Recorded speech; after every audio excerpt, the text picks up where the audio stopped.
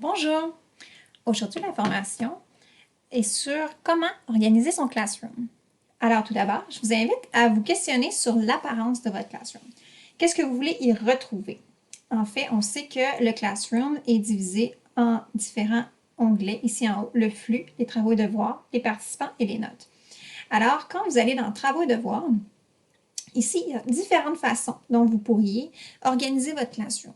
Tout d'abord, quand on parle des thèmes, alors ici à gauche, on a tous les thèmes et vous pouvez créer différents thèmes comme vous le savez probablement déjà. Alors, vous pouvez vous questionner comment moi je veux organiser mes thèmes. Est-ce que je veux les organiser comme ici par exemple, par compétences? Est-ce que je veux les organiser par sujet, par semaine? Donc, c'est à vous de choisir, mais il est important d'organiser nos thèmes. Ensuite, je vous suggère, tout en haut, de placer une section ressources. Alors, dans ce cas-ci, moi, j'ai placé deux ressources ici. Donc, comment utiliser l'extension Camille ou comment rendre un devoir en photo, par exemple. Donc, si vous savez qu'il y a des ressources dont vos élèves auront besoin régulièrement, mais ça peut être intéressant de les placer à cet endroit-là. Donc, ils pourront y référer tout au cours de l'année. Vous n'aurez pas besoin de le répéter plusieurs fois. Vous pourrez toujours les envoyer dans cette section ici. On peut utiliser des emojis pour agrémenter les différents thèmes ou les devoirs. Donc, vous voyez ici, rendre un devoir en photo. J'ai ajouté une caméra. Pour avoir accès à ça, donc, je suis simplement allée sur un site d'emoji. Si je vais sur la page Google et que j'écris emoji en haut, ça va m'amener dans le moteur de recherche sur un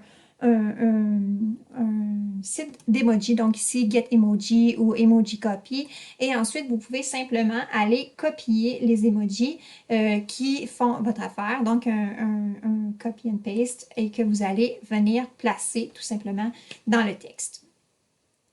Alors, c'est possible pour vous de le faire de cette façon-là.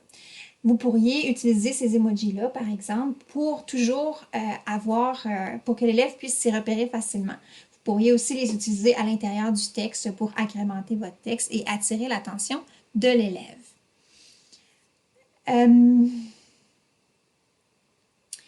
Il est possible, par exemple, dans les différentes sections, d'avoir une section ressources, une section question du jour, avoir une section à faire cette semaine. Donc, si j'ai plusieurs documents dans mon classroom, pour être certain que l'élève ne soit pas mélangé, je pourrais lui faire une section à faire cette semaine. Donc, si vous voyez ici dans ma section, j'ai mis une petite liste, une checklist, donc une liste à cocher, mais en fait, ils sont déjà cochés parce que ce sont des emojis que j'ai ajoutés ici et que ça dit à l'élève qu'est-ce qu'il doit faire cette semaine. Donc, par exemple, s'il doit copier les mots et pratiquer les timbres de voix, et je pourrais dire faire le devoir, le monstre sous mon lit. Donc, ça, c'est ce qu'il doit faire cette semaine. Ça indique aussi aux parents, ça lui montre ce que l'enfant doit faire cette semaine.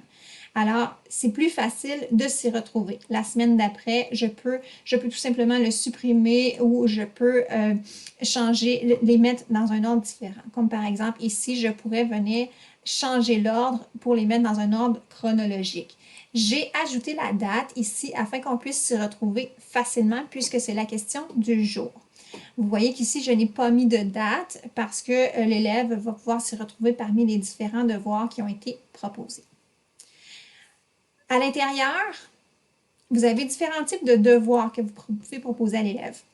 Vous avez le devoir, comme vous le connaissez probablement déjà, donc le devoir dans lequel je donne un titre, je donne mes instructions et je peux ajouter un lien vers mon Google Drive, un lien, un fichier ou un YouTube. Et je peux partager soit avec tous mes élèves ou avec certains de mes élèves. Comme par exemple, si je veux partager un document avec une équipe seulement, je vais cocher les élèves pour qui je veux partager ce devoir-là, seulement avec ces élèves-là.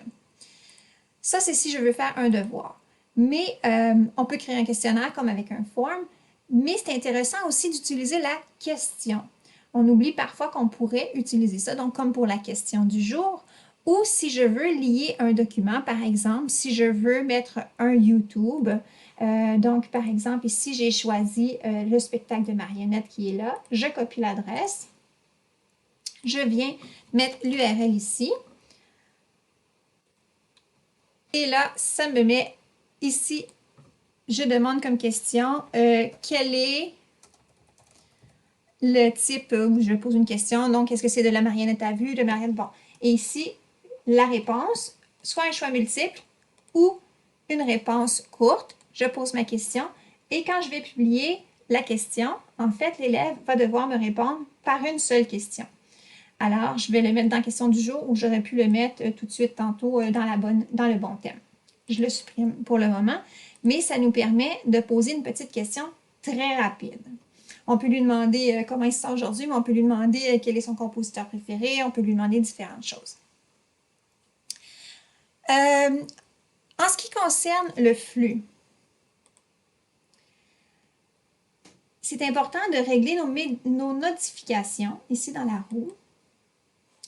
Donc, parce que dans le flux ici, c'est ce qui va faire, qu'est-ce que je vais déposer dans le flux? Est-ce que les élèves peuvent publier ou c'est seulement l'enseignant qui peut publier sur le flux? Est-ce que vous voulez qu'ils interagissent avec vous? Et qu'est-ce que je veux qu'ils soient publiés? Est-ce que je veux que tous les devoirs que je publie soient affichés dans le flux? Ça va faire beaucoup de notifications. Ou est-ce que vous voulez plutôt que les devoirs ne soient pas publiés? Donc, c'est à vous de décider qu'est-ce que vous voulez publier dans le flux. Et c'est toujours important d'enregistrer. De cette façon, ça va vraiment venir faire un tri de ce qui va être ici. Et vous pouvez toujours, évidemment, venir les supprimer à la main. C'est quelque chose que vous ne voulez pas garder.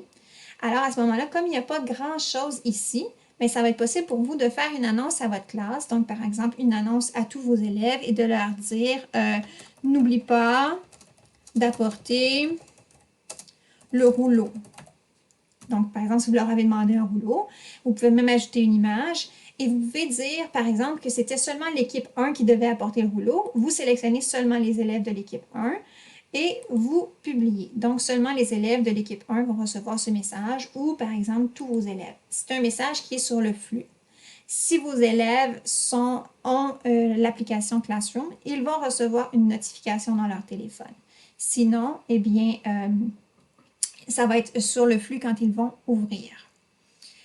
Il est possible, bien sûr, de réutiliser des posts ou d'archiver des posts.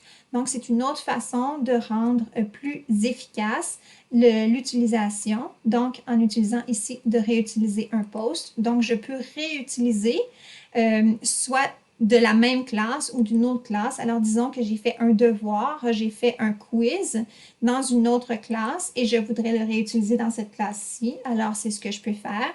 Je vais venir réutiliser ce quiz et je vais le mettre, par exemple, dans le thème « Inventer ». Alors, voici, je réutilise mon quiz et c'est déjà prêt. Donc, c'est possible de réutiliser et c'est possible d'archiver votre Classroom si vous en êtes propriétaire. Donc, si vous n'êtes pas en collaboration avec un titulaire et c'est le titulaire qui est propriétaire. Donc, ça fait un tour très rapide. Je vous ai laissé un tuto aussi qui explique bien des façons, de quelques minutes, qui explique bien les façons d'organiser son Classroom. Alors voilà, merci!